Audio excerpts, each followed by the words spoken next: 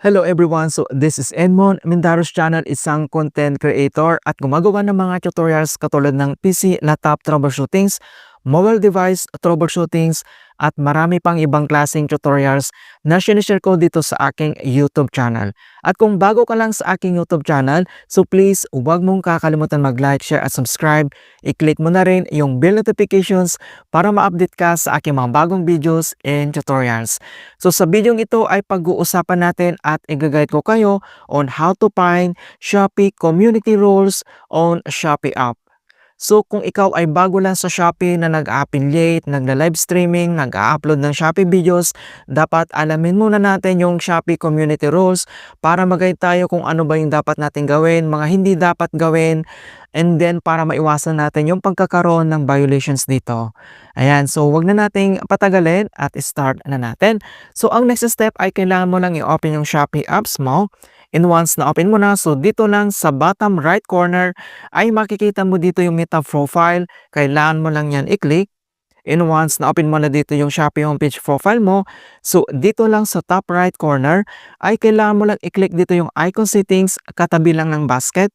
Kapag na-open mo na dito yung account settings, so kailangan mo lang mag-scroll down at dito lang sa underneath dito sa support ay kailangan mo lang i-select dito yung community rules. So i-click mo lang yan.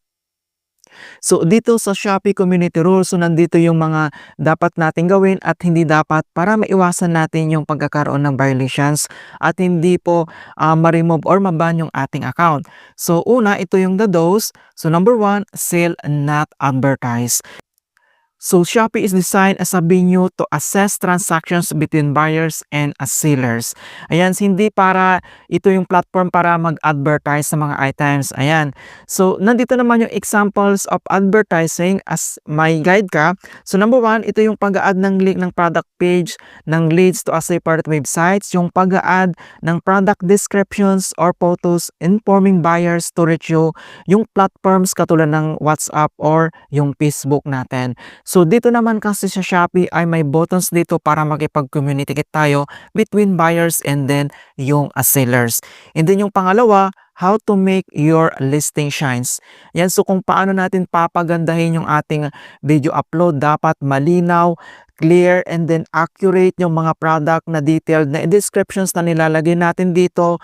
And then yung pinakamahalaga dito yung being truthful will increase your chance of obtaining positive ratings and then yung reviews from buyers. So kailangan ay honest lang tayo sa pagbibigay ng product details, guys.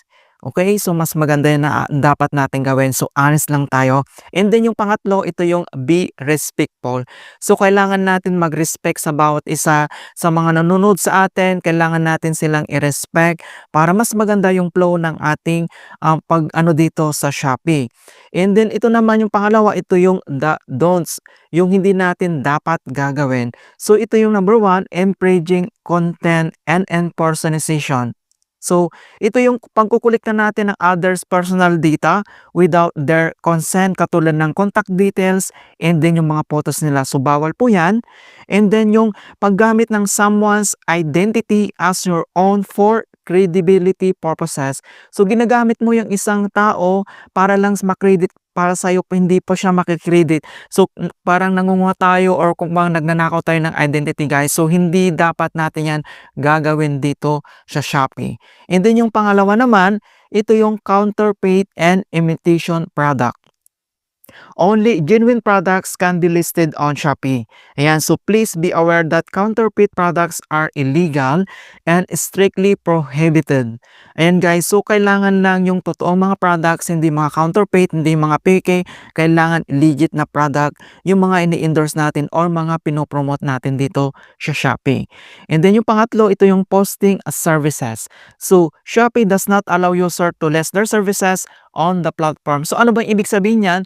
So, nagpo-promote tayo dito ng iba naman ng services, hindi yung services ni Shopee yung pinopromote natin, kundi yung sarili mong services. So, may mga services ka dyan, kung ganito ganyan, nilalagay mo lang doon, hindi ka naman nakapalo dito sa Shopee. So, iyon ang ibig sabihin nito guys, yung pansarili mong services, so bawal po yan. And then yung pang-apat, ito yung return policy. So sellers are allowed to set their own return policy as long as it does not contradict with the existing version set by Shopee. And guys, okay, so kailangan natin malaman itong mga pwede natin gawin at hindi natin dapat gawin dito sa Shopee para mas maganda yung pag-ano natin dito um, pag-communicate natin dito sa Shopee at paggamit natin dito sa Shopee platform para makabenta tayo at magkaroon tayo ng earnings dito. And guys, so ganoon lang po kasimple, and hope na nakapagbigay ako ng konting kaalaman at guide tungkol sa Shopee tutorials. Thank you guys and see you in my next tutorials.